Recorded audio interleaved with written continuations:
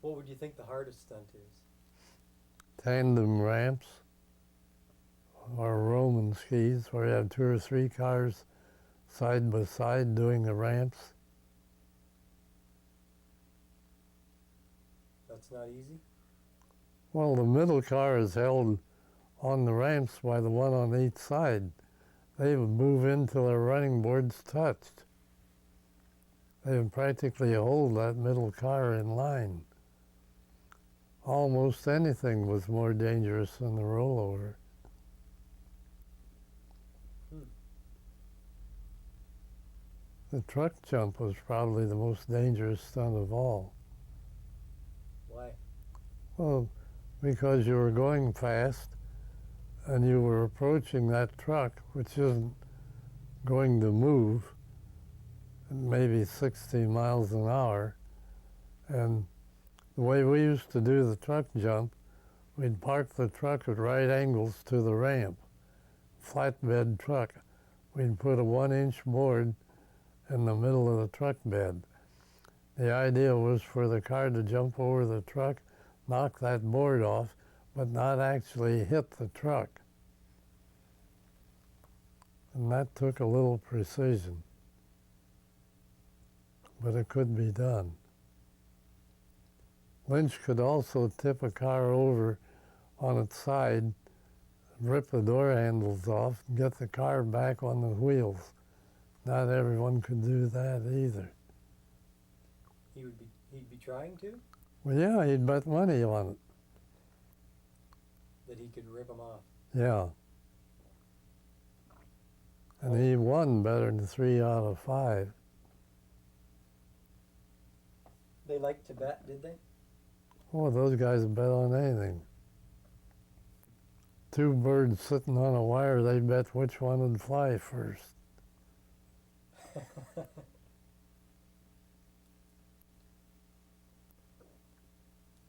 They all seemed like they were real nice guys. They were a lot of fun. I liked them. And that for all the hell they raised, they were... Well, they never hurt anybody. They just had fun. Like when they practically broke up that old ladies convention, the WCTU, with their mannequin and their empty bottles and all that stuff. They didn't hurt anybody, but they sure had the place in an uproar.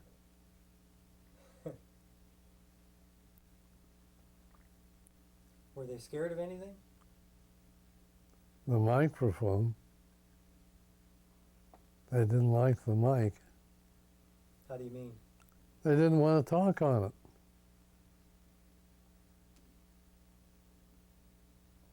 You could get them on the radio where they were in a studio and nobody around. You could do an interview with them, but you couldn't get them up on that platform to work. Last night you were telling me how, when we were talking about how they all seemed like real nice guys, you mentioned to me that they were fearless in a way. Well, they were not afraid of what scared the ordinary person. And the reason they didn't fear it's because they understood it. Like a rollover, they knew what was going to happen. They knew how to do it. They knew they weren't going to get hurt. The ordinary guy's scared to death of a rollover. But they didn't fear that sort of thing because they understood it. You're born, Dale, with only 2 fears. The fear of a loud noise and the fear of falling. Every other fear you have is acquired. If you don't acquire them, you don't have them. Could you tell me again, just so I have it clean on tape, how they weren't afraid of anything? Well, they weren't afraid of any ordinary thing that most people would be afraid of, because most of the things that people were afraid of, they understood, like rollovers, crashes, and all that. They knew what happened and how to avoid being hurt, so it didn't worry them. They weren't afraid. But that was the only difference between them and any other person. They knew how to build a board wall to go through. They knew how to hit it, how fast to be going, how to handle everything, and so they didn't fear it. You wouldn't be afraid of it either if you had the same knowledge. They could take any good driver with fast reflexes and who had brains enough to follow orders, and they could make a stunt driver out of him in 3 weeks or less. They just have to make sure he was confident and that he knew what was going to happen. Well, you had to instruct him, you had to teach him, and he had to be the kind of a guy that could keep his hair on if something happened, keep thinking. Jim's got the book here. Mom says help yourself to those, but there's a lot of family stuff in there too. So. Okay. Does she want me to just pick out what I Yeah. can use and leave the rest? Okay. I would prefer that as well. Okay. I'm gonna go weed the garden. Okay, Jim.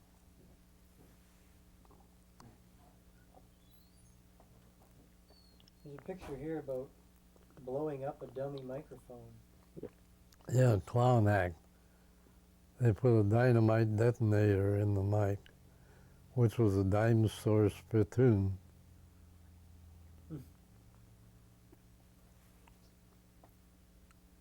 Who's Bus? Who? There's a picture here of 3 guys that says Red, Bus, and J.V. Durham. Boss. Well, Durham was a mechanic for Winkley's show. And there's one sort of a heavy-set kind of blonde guy. Yeah, standing in the middle in front of the van. He's tall, he's smoking a cigarette. Kind of, yeah, got blonde, got kind of a wave in the front of his hair. Yeah, that was, he was a driver for Winkley. Was his name Buzz? That was his nickname. What was it? I don't know, I wasn't with Winkley. Oh, I just wanted you to say it so I could use it. Oh, you weren't with Winkley, okay. Well, they're standing in front of a Jimmy Lynch truck. Well, as soon as Lynch bought him, they painted him Jimmy Lynch. See, Lynch had 3 shows, or 3 units running at one time, actually 4. There was one at the New York World's Fair that never left there. And then there was one along the Ohio River Valley and in that area, Ohio, Kentucky, and so on. There was another one a little farther west, and then one west of the Mississippi that went through Kansas, Nebraska, and so on. And so some of those towns, especially the far west ones, were small.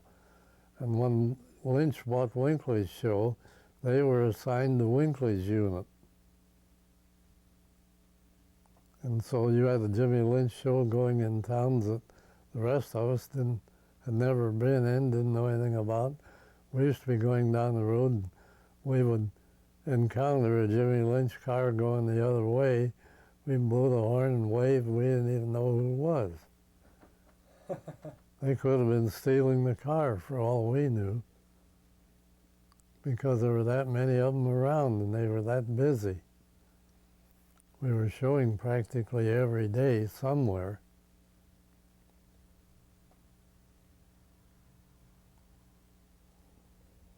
We hired a new man one time in Kansas, and he got lost from the rest of the group, and he didn't know the route. And he drove all over 2 or 3 states trying to find us, because he was running from one unit to the other, and he had the wrong one every time. He never did find us, and he used all his money, and he hawked his watch, and he sold the spare tire to get gas. He had a hell of a time till he got back with us. We didn't know where he was. He didn't know where we were. He must have been on the road a while. He was. Here's a picture of your 660 watt power plant. Oh yeah, that was a pin core. The best one was Dave Owen.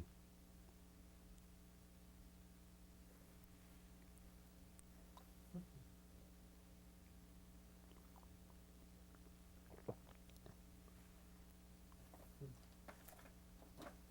just gonna look at my notebook. I made a note last night. A couple things I wanted to ask you about. Oh yeah, well, tell me a bit about the head-on speeds. How they figured out. Well, if two cars hit each other head on, the combined speed of the car would equal one car hitting a brick wall, something immovable. In other words, if each car were going 25 miles an hour, you had a 50-mile-an-hour impact in each car. The same as if you drove one car at 50 miles an hour into a wall. What would happen to the slower guy To what? if one guy was going a bit slower? He got run over. If one guy was going 25 miles an hour, another guy was going 30, the guy going 30 miles an hour practically ran over the slow one. And it didn't make a whole lot of difference about the weight of the car. Everybody thinks it does, but it doesn't. It's the momentum that counts.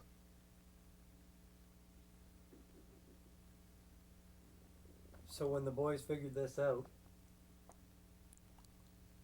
what happened? Well, then when the fellows found out about it, naturally, each guy wanted to be going faster,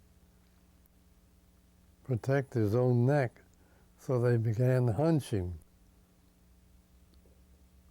They became good at judging speed, and they would ignore the flag. They wouldn't match the control they were given. And they hit so hard it was dangerous to everyone, including the spectators, because pieces flew further.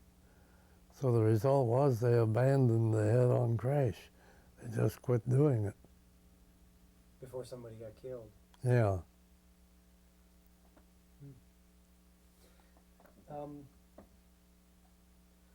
So at one point you had you worked that first season with Teeter, and then headed home. And then I went out with Lynch when he started. How did he get in touch with you? Well, the other guys in the show all knew me.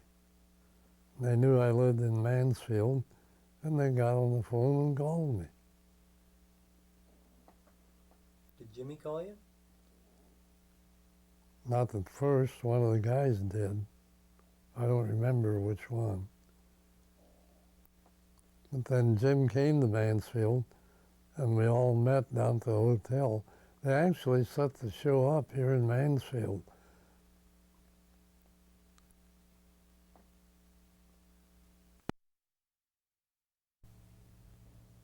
Sorry, go ahead. I think Lynch put on his first show in Akron, or at least in that neighborhood.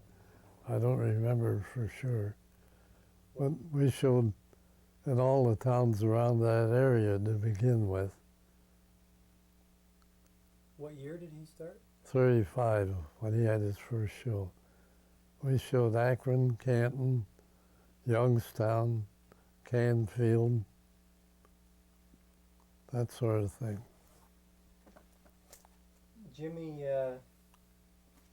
They called it Hell Drivers. They called it Jimmy Lynch Hell Drivers. and did he? But Jim didn't do the stunts in the very beginning.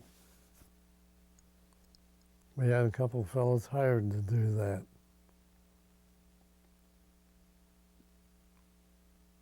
The show was maybe 5 or 6 weeks old when Jim drove stunts.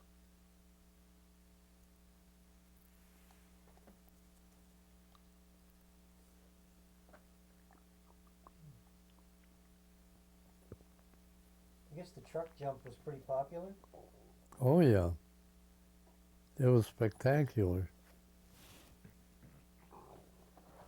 And there's another picture here. It says JoJo's head-on crash. Yeah, well, they would run one sometimes.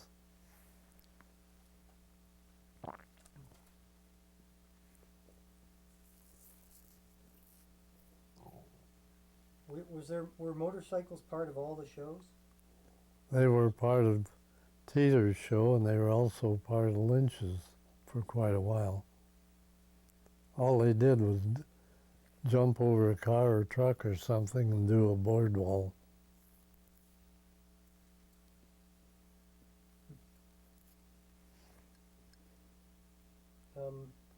When they would